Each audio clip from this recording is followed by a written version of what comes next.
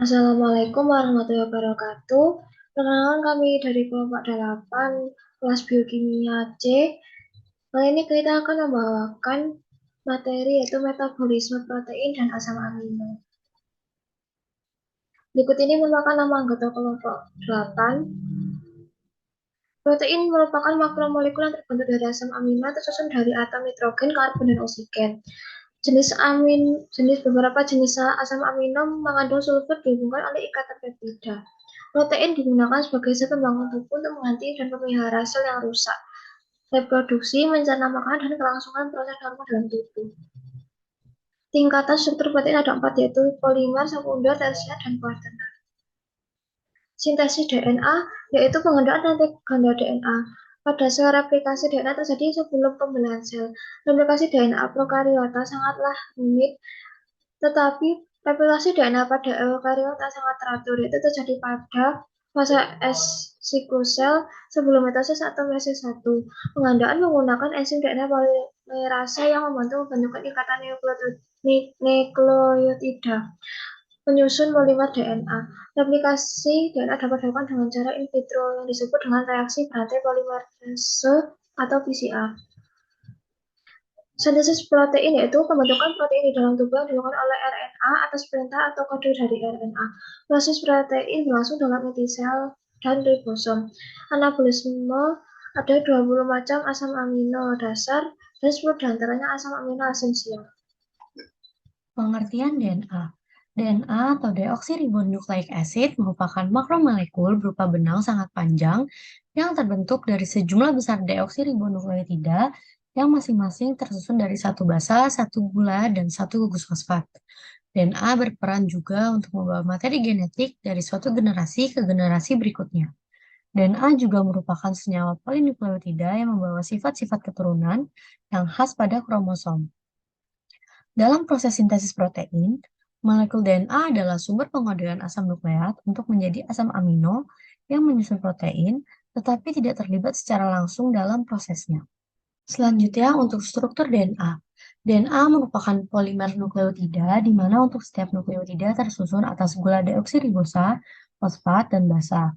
Polimer tersebut membentuk struktur double helix, di mana kedua helix disatukan oleh ikatan hidrogen. DNA terdiri dari dua macam basa, yaitu purin dan pirimidin. Basa purin terdiri dari adenin dan guanin, sedangkan basa pirimidin terdiri dari sitosin dan timin. Adenin akan membentuk dua ikatan hidrogen dengan timin, sedangkan guanin akan membentuk tiga ikatan hidrogen dengan sitosin. Selanjutnya ada RNA. RNA ini sendiri merupakan makromolekul yang panjang dan relatif kecil jika dibandingkan dengan DNA, yaitu memiliki 75 sampai 50.000 nukleotida. RNA ini sendiri digunakan saat sintesis protein. Lalu untuk RNA ini sendiri merupakan rantai polinukleotida yang memiliki sugar fraction ribosa dan basa nitrogen adenin, guanin, sitosin, dan urasil. Lalu RNA ini merupakan pada umumnya memiliki satu utas, tetapi terkadang terikat seperti DNA sehingga ada bagian yang terlihat seperti dua utas karena berikatan dengan dirinya sendiri secara komplementer dan antiparalel. Lalu untuk RNA sendiri dibagi menjadi tiga, yaitu rRNA, tRNA, dan mRNA. rRNA atau ribosomal RNA merupakan tempat dari berlangsungnya sintesis protein. Pada rRNA terdapat protein-protein dan RNA sehingga bentuknya menjadi tiga dimensi. Lalu untuk tRNA atau transfer RNA terdapat antikodon yang membawa asam amino tergantung dari urutan atau susunan dari tRNA-nya. Lalu yang terakhir ada mRNA atau messenger RNA, terdapat kodon sebagai pasangan dari antikodon. Lalu selanjutnya ada struktur RNA. Untuk struktur mRNA dapat dilihat sebagai berikut. Yang paling atas lalu ada ribosom yang mengandung rRNA. Ada tempat untuk pengikatan asam amino yang dibawa oleh tRNA lalu diletakkan pada nomor 2 lalu bergeser ke nomor 1. Untuk rRNA sendiri ada subunit yang besar dan subunit yang kecil. Lalu untuk tRNA terdapat antikodon basa nukleotidanya yang ada 3 yang akan komplement. Selanjutnya ada tRNA atau transfer RNA. tRNA ini membawa asam amino aktif atau asam amino yang dapat melakukan reaksi kimia ke ribosom, lalu disusun menjadi polipeptida berdasarkan sekuens yang ada pada mRNA. tRNA ini setidaknya memiliki 20 tipe dan memiliki tempat untuk asam amino dan tempat untuk mengenali nukleotida di mRNA. Lalu tRNA ini memiliki banyak basa nitrogen yang tidak umum di RNA, contohnya inosin, ribotimin, pseudourasil, dan dihidrourasil. Lalu selanjutnya ada mRNA, yaitu template untuk sintesis protein. mRNA sendiri ini berperan dalam meneruskan informasi genetik pada suatu gen untuk generasi selanjutnya. mRNA ini mengandung instruksi untuk menyusun asam amino untuk sintesis protein. Lalu pada eukariota yang sudah matang atau matur, pada ujung 5 terdapat cap 7-metilguanin trifosfat dan pada ujung 3 terdapat poly-A-tail yang mengandung 20-200. Lalu selanjutnya ada rRNA atau ribosom RNA yang merupakan komponen dari ribosom. Ribosom ini merupakan cytoplasmic nucleoproteins yang asam nukleatnya adalah RNA. Nucleoproteins ini menunjukkan bahwa asam nukleat yang terikat pada protein dan sitoplasmik ini maksudnya adalah terletak di sitoplasma. Lalu ribosom ini merupakan tempat dari terjadi. Lalu selanjutnya ada perbedaan RNA dan DNA. Untuk DNA sendiri ini terdiri dari 2 utas, sedangkan untuk RNA terdiri dari 1 utas. Untuk DNA, sugar fraction-nya merupakan deoksiribonukleik asid, dan pada RNA, sugar fraction-nya merupakan ribosom. Di DNA, kode genetiknya itu ada adenin, sitosin, timin, dan guanin. Sedangkan pada RNA, kode genetiknya ada adenin, urasil, sitosin, dan guanin. Sintesis DNA terdiri dari leading strand dan lagging strand. Leading strand yaitu cabang dari garpu replikasi di mana sintesis terjadi langsung dari 5 ke 3, sehingga sintesis DNA baru oleh polimerase terjadi secara langsung. RNA primase yang selalu menjauh dari arah replikasi akan terbentuk untaian baru yang kontinu. DNA polimerase 3 mengenali 3 OH akhir primer RNA dan menambahkan nukleotida komplementer baru. Sintesis DNA yaitu lagging strand. Pada cabang replikasi menghasilkan leading strand yang kontinu dan sekuens semen pendek. Diskontinu dari lagging strand akan terbentuk untaian baru secara bertahap, terdiri dari potongan-potongan DNA yang baru. DNA disintesis secara terputus dengan menghasilkan serangkaian fragmen kecil disebut Okazaki dari DNA baru dalam arah 5 ke 3. DNA Pol 3 memperpanjang primer dengan menambahkan nukleotida baru dan jatuh ketika bertemu fragmen yang terbentuk sebelumnya. Selanjutnya adalah tahapan sintesis protein. Tahapan sintesis protein ada 2, yaitu transkripsi dan translasi. Transkripsi adalah proses pencetakan RNA oleh DNA. RNA yang terbentuk nanti akan dibedakan menjadi 3, yaitu tRNA, mRNA, dan rRNA. Urutan asam amino akan ditentukan oleh basa nitrogen yang menempel di rantai mRNA. Selanjutnya, untuk translasi adalah penerjemahan kode genetik RNA menjadi urutan asam amino.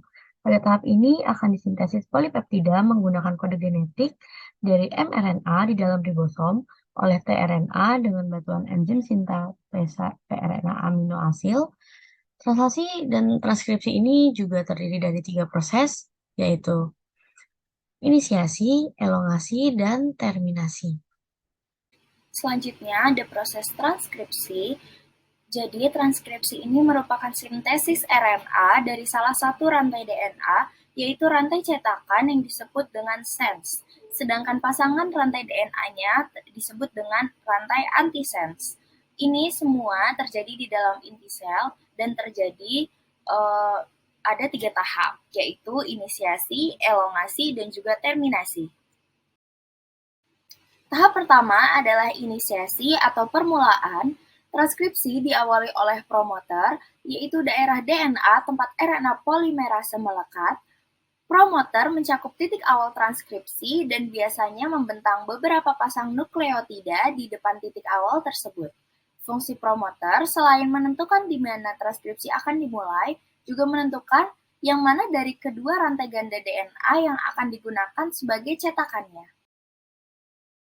Selanjutnya ada elongasi atau tahap pemanjangan. Ketika RNA bergerak di sepanjang DNA, pilihan rantai ganda DNA tersebut terbuka secara berurutan kira-kira 10-20 basa DNA.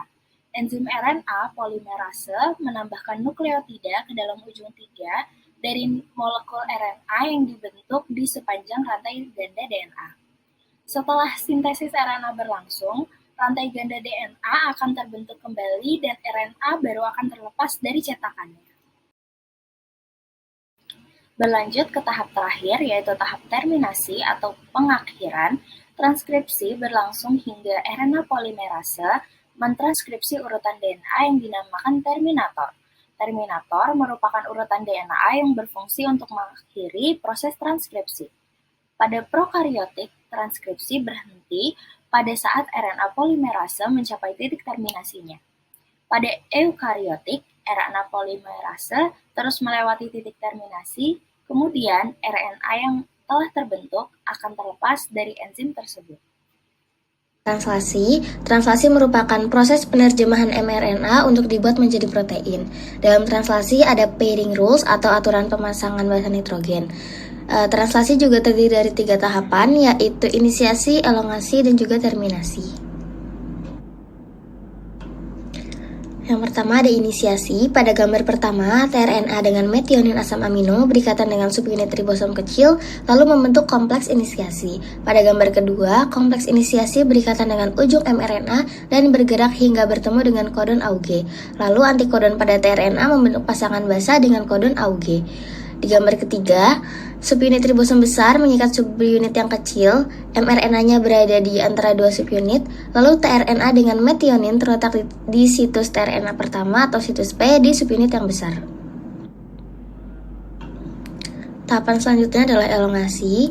Pada gambar pertama, tRNA kedua memasuki tRNA site kedua atau A site, lalu antikodon pada tRNA membentuk pasangan basa dengan kodon pada mRNA. Asam amino dibawa oleh tRNA sesuai dengan kodon pada mRNA, contohnya adalah valin. Lalu pada gambar kedua, situs katalitik pada subunit besar mengkatalisis pembentukan ikatan peptida yang menghubungkan asam amino pertama dan kedua, yaitu MET and FOL. Lalu kedua asam amino menempel pada tRNA di situs pengikatan kedua atau situs A. Pada gambar ketiga, tRNA kosong telah dihilangkan, lalu ribosom berpindah ke kodon berikutnya, lalu tRNA yang membawa MET-FOL terletak di situs pengikatan tRNA pertama atau situs P. Lalu situs pengikat tRNA kedua atau situs A-nya sudah kosong. Penjelasan gambar keempat, ini tRNA berikutnya yang membawa asam amino menurut kodon pada mRNA, misalnya miliknya, memasuki situs pengikatan tRNA kedua. Antikodon pada tRNA membentuk pasangan basa dengan kodon yang sesuai pada mRNA. Untuk gambar kelima, situs katalitik pada subunit besar mengkatalisis pembentukan ikatan peptida yang menghubungkan asam amino kedua dan ketiga atau valent his. Lalu ketiga asam amino menempel pada tRNA di situs pengikatan kedua atau di situs A. Itu dihapus. Lalu ribosom bergerak ke kodon berikutnya. Selanjutnya, tahap translasi yang terakhir adalah terminasi. Terminasi ini adalah pembentukan ikatan peptida dalam asam amino, lalu berlanjut hingga ribosom mencapai kodon stop, misalnya adalah UAG. Lalu protein release factor memberi sinyal kepada ribosom untuk melepaskan protein yang baru terbentuk. Lalu mRNA-nya dilepaskan, lalu subunit dari ribosomnya terpisah.